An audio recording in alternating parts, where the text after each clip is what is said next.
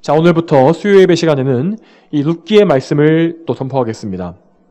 자, 룻기는 이 사사들이 이스라엘을 다스리던 시대에 이 베들레헴에 살았던 유다 지파의 한 가족들에 대한 이야기를 다루고 있습니다. 자, 그런데 이 책을 아무 배경 지식 없이 읽게 되면은 이 한 가족의 신앙 여정에 대한 이야기를 문학적인 방식으로 짧게 쓴 책이구나라고 그렇게 느껴질 것입니다. 그렇지만 이 책의 독자들은 이 룻기의 맨 마지막에 나오는 족보를 읽게 되면서 여기에 나오는 한 가족이 사실은 이스라엘의 가장 위대한 왕이었던 다윗의 직계 조상이었구나라는 사실을 알게 됩니다. 자, 여기서 나오는 이 룻은 다윗의 증조 할머니고 보아스가 증조 할아버지입니다, 여러분. 자, 여러분, 그런데 우리는 이 다윗을 볼 때, 그러니까 구약 성경에 나오는 다윗 왕에 대한 말씀이 나왔을 때, 그것이 이 다윗 왕만의 그 이야기가 아니라 곧장 다윗의 자손으로 오실 메시아, 예수님에 대한 이 말씀이라는 사실을 알고 있어야 합니다. 자, 룻기를 누가 기록했는지는 알 수 없습니다. 그렇지만 성령 하나님께서는 이 책 안에 예수 그리스도를 미리 보여주는 모형과 상징들을 가득 채워 놓으셨습니다. 그러므로 우리는 룻기를 읽을 때에 우리를 구원하시는 하나님의 사역에 중심을 둔 관점, 즉 구속사적인 관점으로 이 룻기를 읽어야 하는 것입니다. 이러한 구속사적인 관점, 올바른 관점으로 룻기를 읽고 해석할 때에 우리는 이 룻기의 말씀에서 예수님의 말씀을 읽게 되고 예수님이 누구신지를 알게 되고 또한 예수님과 교회와의 관계에 대한 그 은혜로운 교리를 우리가 접하게 될 것입니다. 또한 이 룻기는 우리 성도들의 삶에 대해서도 이 풍성한 영적인 교훈을 많이 주는 책입니다. 이처럼 룻기는 이 룻이라는 한 이방 여인의 이 아름다운 순종과 믿음의 이야기 속에 그리스도의 복음과 또 영적인 우리의 풍성한 양식을 풍성하게 담고 있는 책입니다. 자, 이런 관점에서 이제 룻기를 한 절 한 절 살펴보도록 하겠습니다. 자, 1장 1절부터 보겠습니다. 자, 맨 처음에 뭐라고 되어 있습니까? 사사들이 다스리던 때라고 되어 있죠. 자, 성령께서는 이 맨 처음에 이 룻기의 저자가 이 책의 역사적인 시대를 밝히고 실제적인 지명과 사람들의 이름을 사실적으로 정확하게 밝히도록 하셨습니다. 자, 이렇게 하심으로써 성령께서는 이 책에 나와 있는 내용이 역사적인 사실이고 결코 꾸며낸 소설이 아니라는 것을 말씀하시는 것입니다. 자, 만일 우리가 이 성경을 신뢰하지 않고 마치 이 자유주의적인 신학자들, 이 성경 비평을 하는 자들과 같이 이 룻기 같은 책도 다른 세상 책들과 똑같은 하나의 문학 작품으로 읽고 이 뭔가 허구와 사실이 섞여 있다고 그렇게 이제 보게 되면 어떻게 될까요? 그러면 우선은 이 다윗의 계보가 거짓말이 되어버릴 것이고 그렇게 되면 예수님의 족보 역시 거짓말이 되어버릴 것입니다. 자, 그러면은 예수님께서 오신 그 역사적인 과정과 하나님의 그 역사, 하나님의 역사적인 그 과정에 대한 성경의 말씀을 신뢰하지 못하게 되어버리고 최종적으로는 복음을 버리게 되는 것입니다. 그러므로 우리는 이 룻기를 역사적인 사실로 확실히 알고 하나님의 말씀으로, 그러니까 1.1획도 오류가 없는 그 말씀으로 믿어야 하는 것입니다. 자, 룻기는 이 말씀처럼 이 사사기의 시대에 포함된 때를 다루고 있습니다. 자, 사사시대는 여호수아가 죽고 나서 첫 번째 사사였던 온니엘이 등장한 때부터 이스라엘의 초대왕 사울이 등극하기 직전까지 약 342년간 이어졌습니다. 자, 룻기 맨 마지막에 족보에 따라서 이 룻기의 연대를 계산해 보게 되면은 이 책의 시대가 사사 기드온의 시대인 것을 알 수 있습니다. 기드온의 시대. 자, 그래서 이 사사기의 기록에 따르면은 이 룻기의 시대는 이 사사 드보라와 바락의 통치하에 평안했던 40년, 그 40년이 막 끝나고 미디안의 압제를 받고 있었던 그런 어둠의 시대, 어려운 시대였던 것을 알 수 있습니다. 자, 여러분, 우리가 좀 잠시 사사기에 대해서 생각해 보게 되면은 이 사사기에 보게 되면 이스라엘 민족은 계속해서 같은 패턴을 반복하는 것을 볼 수 있습니다. 자, 이스라엘 백성이 하나님께 불순종하고 우상숭배하게 되면은 하나님께서 그들을 징계하시기 위해서 이방 민족의 그 손에 넘기시고 그래서 뭔가 이제 그들의 압제를 받게 하신다든가 뭔가 안 좋은 일을 겪게 하시죠. 그러면 이스라엘이 하나님께 부르짖고 회개하고 또 하나님은 그러면 그들을 바르게 지도할 사사를 보내주십니다. 또 사사를 통해서 이스라엘은 이방 민족의 압제에서 벗어나고 한동안은 평화를 얻습니다. 그러나 그들은 또다시 불순종하고 또다시 징계를 받고 이런 패턴이 계속해서 반복되는 것을 볼 수 있습니다. 자, 그런데 룻기 1장 1절은 어떻게 시작됩니까? 자, 1장 1절을 이어서 보게 되면은 이 사사들이 다스리던 때에 그 땅에 기근이 들었다라고 하지요. 그러니까 한마디로 평안한 때가 아니라 기근과 어려움이 닥친 시대였단 말입니다. 즉, 이 말대로 하면은 이때는 이 사사기의 역사 속에서 봤을 때 이스라엘 백성들이 하나님께 불순종하고 우상숭배함으로 말미암아 환난당하던 시대임을 알 수 있습니다. 또한 여러분, 사사시대의 이스라엘 백성들에게는 또 한 가지의 아주 나쁜 악습이 있었습니다. 이 사사기 17장 6절에 나와 있는데 이렇게 되어 있습니다. 그때에는 이스라엘의 왕이 없으므로 사람마다 자기 소견에 옳은 대로 행하였더라. 자, 사사시대에 이 말대로 왕은 없었습니다. 이 정치적인 인간 왕은 없었습니다. 하지만 그 대신에 그들은 하나님을 왕으로 모시는 것이었습니다. 이 사사라는 존재는 어떤 정치가나 이 통치자가 아니라 그들의 이제 어떤 그런 법적인 판결을 하는 판사에 더 가까웠습니다. 물론 그들이 이제 사사들이 그들을 통치하는 행위를 하기도 했습니다. 그렇지만 그들은 왕은 아니었습니다. 이스라엘 백성의 왕은 오직 하나님뿐이었던 것입니다. 그러나 이스라엘 사람들은 계속해서 왕이신 하나님께 복종하지 않고 자기 눈에 옳은 대로 행동했습니다. 자, 하나님께서 눈에 보이시지 않는다고 해서 그분의 통치에 대해서 인정하지 않고 오히려 눈에 보이는 신을 따르고 눈에 보이는 세상의 법칙에 따르게 된 것입니다. 자, 오늘 읽은 말씀에서 엘리멜렉과 이 나오미의 가족 역시 그 시대에, 이 사사 시대의 이스라엘 백성들의 그 나쁜 풍조를 그대로 따르는 것을 볼 수 있습니다. 하나님께 불순종해서 겪는 기근을 그들이 겪으면서도 왕이신 하나님께 의지한 것이 아니라 그들의 눈, 자기의 기준에 옳은 대로 행동한 것입니다. 1장 1절에 무엇으로 되어 있습니까? 유다 베들레헴의 한 사람이 모압 지방에 가서 거주하기 위해 그 아내와 두 아들과 함께 떠났는데, 자, 이스라엘 땅에 기근이 들자 유다 베들레헴에 사는 한 사람이 자기 가족들을 데리고 모압 지방으로 갔다고 합니다. 자, 이것은 인간적으로 생각해 보면은 대단히 현명하고 잘한 결정처럼 보일 수도 있습니다.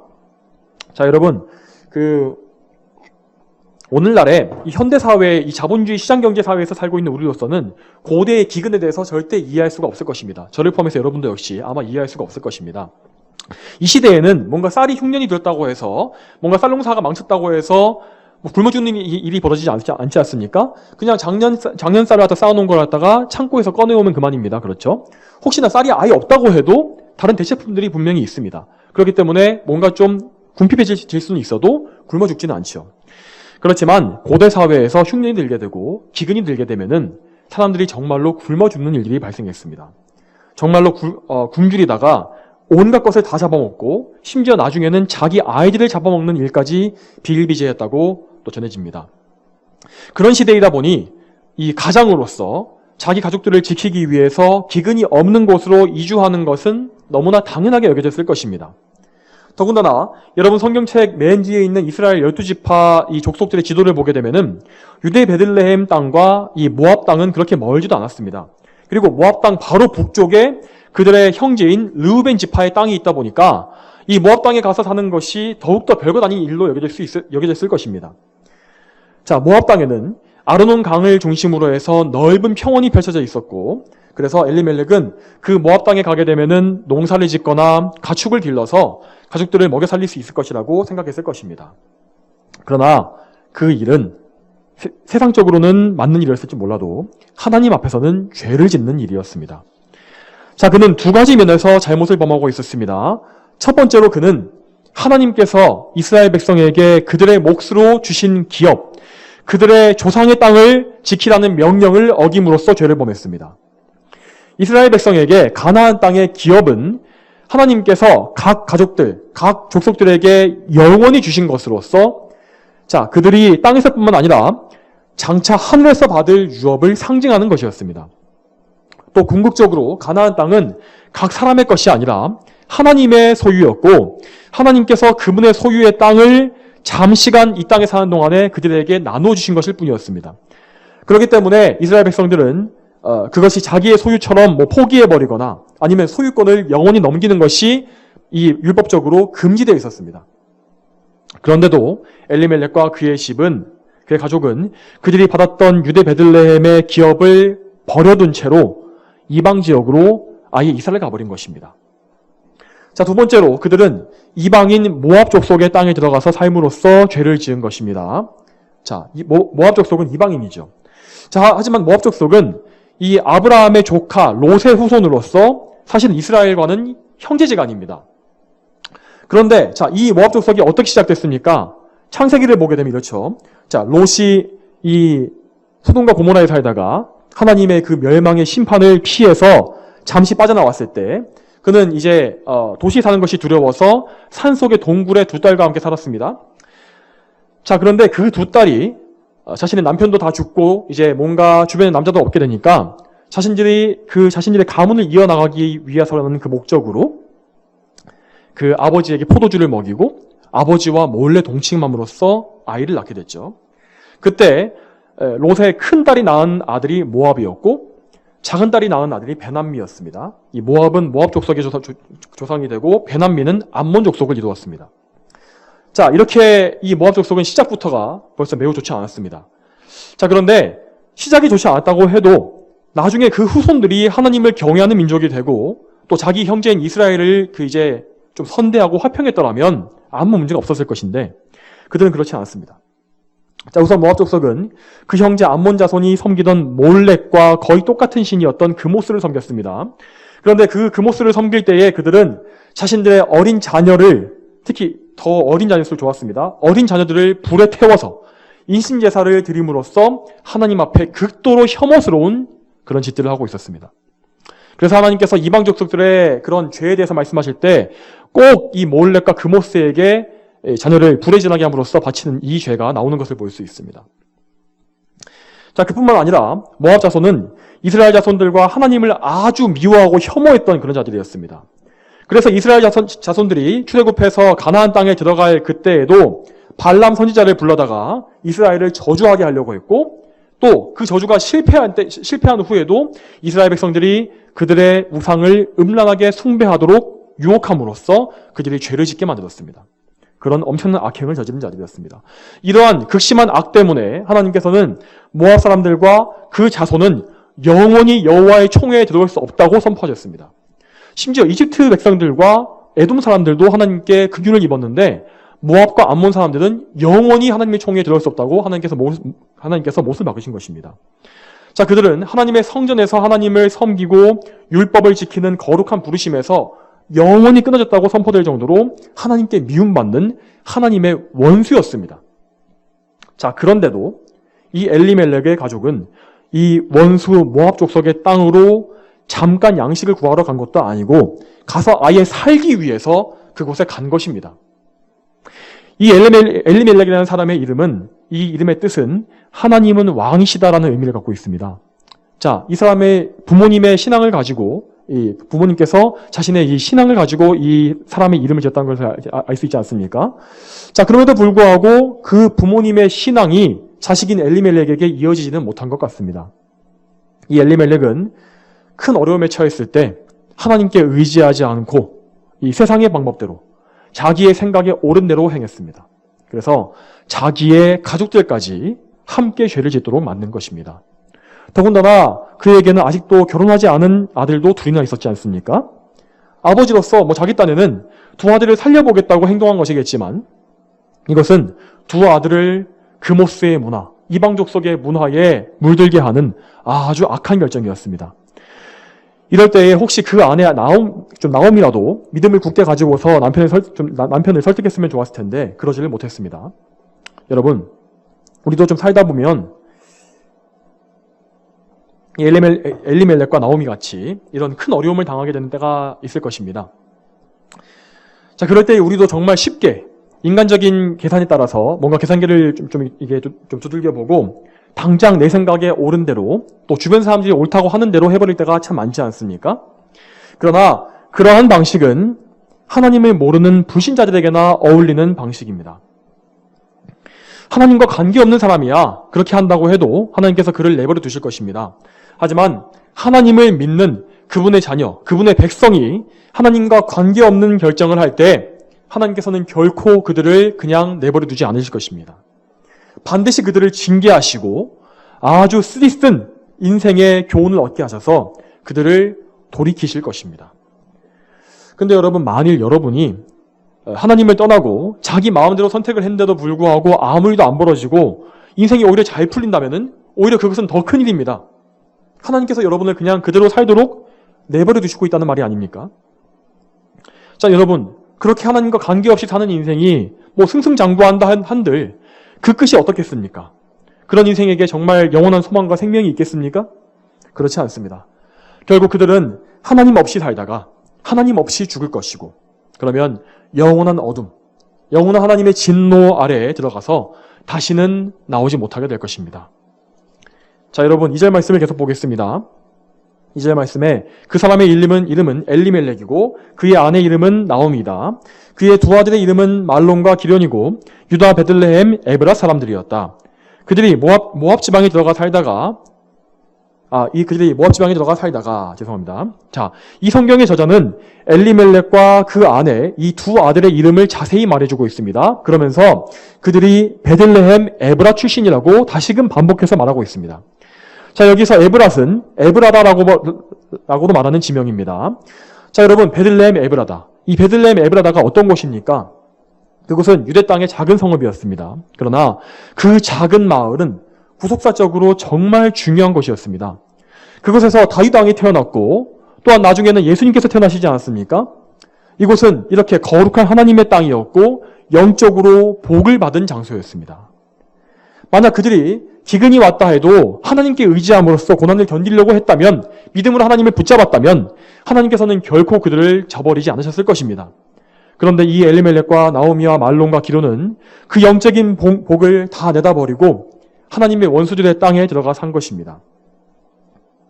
그들이 베들레헴 사람이라는 사실이 두 번이나 반복되는 이 부분은 영적으로 봤을 때 그들이 얼마나 잘못된 선택을 했는지, 또한 하나님께서 얼마나 그것을 불쾌하게 여기셨는지를 보여주는 것이라고 할 수 있습니다. 어쨌든 간에 이 가족은 또 살아남기 위해서, 생존하기 위해서 모압 땅에 들어갔고 그곳에 살기 시작했습니다. 그러나 그들의 집안은 정말 빠른 속도로 몰락하기 시작했습니다. 모압 땅에 들어간 지 얼마 되지 않아서 일단 가장인 엘리멜렉이 죽고 말았습니다. 정말 이때라도 나오미가 믿음으로 결단해서 두 아들을 데리고서 다시 베들레헴으로 돌아갔다면 좋았을 텐데 그는 그러질 않았습니다. 그녀는 계속해서 모압 땅에 머물렀고 심지어 두 아들이 모압 여인들과 결혼하도록 내버려 두었다고 되어 있습니다. 자, 이때 룻이라는 이름이 처음 등장하죠. 자, 말론의 아내가 룻이었고 기론의 아내가 오르바였습니다. 자, 그런데 말론과 기론은 이 두 사람은 결혼한 지 몇 년이 지나도 자녀를 가지지 못했습니다. 자, 그러다가 나오미 가족이 모압에 머문 지 10년쯤 되었을 때에 결국 말론과 기론도 다 죽고 말았다고 여기에 써 있습니다. 여러분, 우리가 뭔가 하나님 앞에 잘못된 선택을 하고 죄를 지을 때에 하나님께서 우리를 책망하시거나 징계하시거나 뭔가 사인을 보내시기 시작하시는 때가 있습니다. 자, 그럴 때에 우리는 그 사실을 빠르게 인식해야 합니다. 꼭 하나님께 징계를 당하고 눈에 보이는 사건이 터지지 않는다고 해도 우리는 하나님과의 관계가 멀어지고 그분에 대한 우리의 사랑이 식어가는 증상을 최대한 빨리 알아채야 하는 것입니다. 하나님께서는 우리를 사랑하시고 죄를 미워하시는 거룩하신 분이십니다. 그분은 물론 오래 참으시지만 또한 인격적이고 또한 거룩한 질투를 품으시는 하나님이십니다. 그래서 우리는 그분을 시험해서는 안 되는 것입니다. 이 정도는 괜찮겠지 하면서 기도도 하지 않고 게을리하고 죄를 즐기고 하나님과 관계가 멀어지는 것을 방치해서는 안 되는 것입니다. 물론 우리에게 이 나오미가 당한 것과 똑같은 큰 재앙이 있어서는 안 될 것입니다. 그렇지만 우리 역시 하나님을 멀리 떠나서 세상 길로 가게 되면은 결코 하나님께로부터 영육간에 좋은 것을 받지 못할 것을 알고 있어야 합니다. 여러분, 이 불신앙의 결과로 나오미가 무엇을 얻었습니까? 아무것도 얻지 못했습니다. 결국 그는 이 세상에 혼자 남게 되었습니다. 5절 마지막에 그 여자가 자기의 두 자식과 남편 뒤에 남게 되었다. 얼마나 참 쓸쓸한 표현입니까? 나오미는 자기 남편과 함께 온 가족이 살아남기 위해서 모압 땅에 왔지만 결국 무엇이 남았습니까? 남편도 떠났고 두 아들도 떠났고 자기만 그들 뒤에 남겨주고 말았습니다. 자, 어떤 주석가가 여기에 대해서 쓴 것을 읽어보았는데 그 주석가는 이 구약 성경에서 남자 중에서 가장 딱한 처지가 된 사람이 욥이었다면은 여성 중에서는 가장 딱한 처지가 된 사람이 아마 나오미였을 것이다 라고 말하는 것을 볼 수 있었습니다. 자, 이 나오미가 당한 엄청난 슬픔과 고통은 정말 말로 다 할 수가 없었을 것입니다. 또한 여러분 그에게 아직 이 두 며느리가 남아 있었다고는 했지만은 이 당시에 과부는 이 위험에서 보호를 받을 수 없었고 또한 할 수 있는 일도 제한적이어서 이 사회적으로 가장 가난한 극빈층으로 살 수밖에 없었습니다. 결국 여러분 이 불신앙적인 선택을 한 결과로 나오미는 남편과 아들들이 모두 죽고 재산도 모두 잃어버린 채 이렇게 남겨지게 된 결과를 낳고 말았습니다. 여러분 우리는 여기에서 우리의 믿음과 우리의 삶의 선택에 대해서 잘 생각해 볼 필요가 있습니다. 여러분 우리는 무슨 선택을 하든지 항상 먼저 하나님께서 이것을 어떻게 보실까? 하나님께서 이것을 좋아하실까? 이것을 먼저 생각해야 합니다. 또한 우리는 우리 육신의 유익보다는 먼저 항상 우리의 영혼의 유익에 대해서 생각해야 합니다.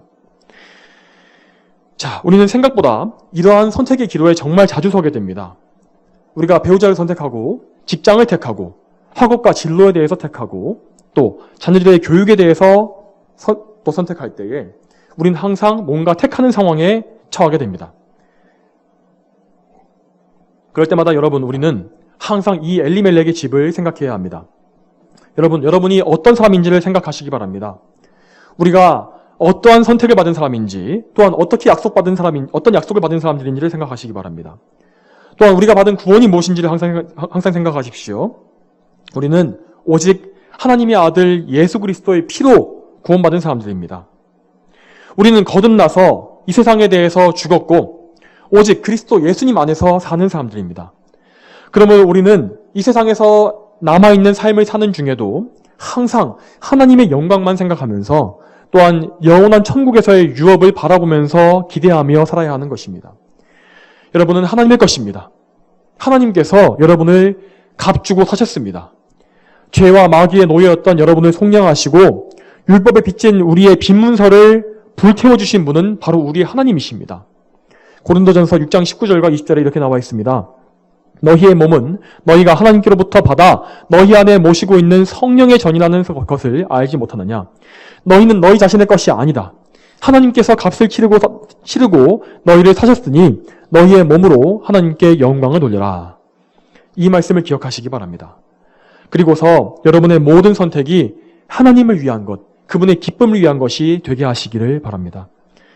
그러므로 여러분의 선택에 있어서 직장이나 진로를 택할 때에는 주의를 선수할 수 있고 하나님을 잘 섬기는 데에 방해되지 않는 곳을 택하십시오. 또한 여러분이 배우자를 택할 때에도 하나님을 함께 잘 섬길 수 있는 믿음의 배우자를 택하시기 바랍니다.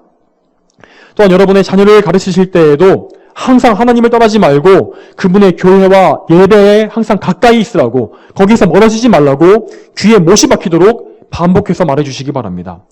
그래야만 여러분과 여러분의 자손 대대로 복이 있을 것입니다. 여러분, 우리는 이 룻기의 맨 처음 부분에서부터 우리 인간의 철저한 실패를 보게 됩니다. 이 세상적인 관점으로 봤을 때 나오미는 이제 끝난 것과 같았습니다. 그녀에게 아무 소망도 없었고 이제 앞으로 미래에도 우울하고 극심한 가난과 또 힘겨운 미래만이 남아있을 뿐이라고 이렇게 다들 보았을 것입니다. 그러나 여러분, 우리는 룻기를 읽으면서 하나님께서 얼마나 크고 놀라운 분이신지를 보게 됩니다. 우리는 이렇게 하나님을 배반하고 항상 죄를 짓고 또한 이렇게 크게 실패하고 넘어집니다. 그러나 하나님께서는 그분의 백성이 이렇게 죄를 지었을 때조차도 결코 그들을 버리지 아니하시고 그들을 다시 일으켜 세우시는 분이십니다. 여러분, 하나님과 반대로 마귀는 모든 사람들을 다 멸망시키고 한 명이라도 더 죽이지 못해서 안달하는 자입니다. 하지만 하나님께서는 죄인들도 멸망하는 것을 기뻐하지 않으시며 특히 그분의 자녀들이 죄 때문에 괴로움 당할 때에 긍휼한 마음으로 안타깝게 여기시는 서운하신 분이십니다. 이것을 기억하십시오. 여러분, 혹시 지금 여러분의 인생에 큰 실패를 겪으셨습니까? 여러분의 인생에 먹구름이 가득하고 우울함과 좌절에 빠지고 말았습니까? 그럴 때 여러분의 삶을 포기하는 것이 아니라 하나님을 바라보시기 바랍니다. 하나님께서 예수님을 통해서 주시는 그 약속을 바라보십시오. 그분의 선하신 섭리에 의지하시기 바랍니다. 여러분, 룻기 말씀을 통해서 하나님의 놀라운 섭리에 대해서 생각해 보시기 바랍니다. 여러분, 하나님께서는 온 우주의 통치자이시고 정말 우주의 해와 달과 별을 주관하시며 세상의 모든 통치자들을 주관하시는 광대하신 분이십니다. 정말 그분은 정말 높으시며 크신 분이십니다. 그러나 동시에 그분은 이 연약한 과부 나오미와 이방 여인 룻과 같이 이 세상에서 가장 미미해 보이는 각 개인의 인생에 아주 섬세하게 관여하시며 또한 인도하실 수 있는 정말 세밀하시고 정말 완전한 분이심을 여러분 믿으시기 바랍니다. 하나님께서는 온 세상의 모든 것을 그것이 큰 것이든 작은 것이든 다 주관하시는 전능하신 분이십니다. 그러므로 우리는 우리 인생의 큰 부분이든지 아니면 작은 부분이든지 중요한 것이든지 사소한 것이든지 항상 하나님의 섭리와 인도하심을 의지할 수가 있는 것입니다. 여러분, 우리는 정말 하나님을 의지해야 합니다. 그러므로 만일 여러분이 죄를 지었고 하나님 앞에 넘어졌을지라도 좌절하거나 절망하거나 하나님을 멀리하지 마시기 바랍니다. 또한 하나님을 원망하지 마십시오. 여러분의 죄를 깨닫고 회개하며 하나님께로 돌이키시기 바랍니다. 그리스도 예수님의 보혈과 공로에 의지하십시오. 그러면 하나님께서 여러분을 불쌍히 여기실 것입니다. 여러분을 회복시키실 것입니다. 여러분. 자, 앞으로 여러분과 제가 이 룻기를 계속해서 살펴보면서 이 하나님의 은혜와 그리스도의 사랑을 발견할 수 있게 되길 바랍니다. 하나님께서 이 모든 설교 사역을 통해서 영광 받으시고 또한 이 말씀을 듣는 모든 분들이 구원의 은혜 또한 성화의 은혜를 누리게 될 수 있기를 소망합니다. 다 함께 기도하시겠습니다. 하나님 아버지, 오늘도 이렇게 룻기의 말씀을 처음으로 살펴보면서 하나님의 그 역사하심과 또한 우리의 죄에 대해서 또 보게 하시니 감사드립니다. 하나님 아버지, 우리가 정말 죄 때문에 넘어지고 참 자주 하나님을 떠납니다. 이 사사시대의 이스라엘 백성들처럼 정말 우리가 세상의 관점에 따라서 우리의 소견에 옳은 대로 행할 때가 참 많습니다. 주님, 주여 저희를 더욱더 거룩하며 더욱더 믿음이 든든히 서게 하셔서 하나님을 정말 떠나지 말게 도와주시고 죄에 빠지지 말게 도와주시며 더욱더 굳건하게 하나님을 붙잡으며 흔들리지 말고 굳센 믿음으로 큰 믿음으로 주님을 섬길 수 있도록 도와주시옵소서. 또한 저희가 그럼에도 불구하고 믿음이 낙심하고 넘어질 때 죄를 지을 때 저희를 불쌍히 여기시며 다시 한번 은혜의 빛을 저에게 비추어 주시어서 정말 나오미가 회복된 것처럼 우리 역시 정말 죄에서 회복되고 회개하며 깨끗함을 입고 하나님 앞에 다시 한번 바로 서게 될 수 있도록 도와주시기를 소망합니다. 앞으로 저희의 이 말씀 사역과 이 모든 것들에 하나님께서만 영광 받아주시기를 소망하며 예수님의 이름으로 기도 올렸습니다. 아멘.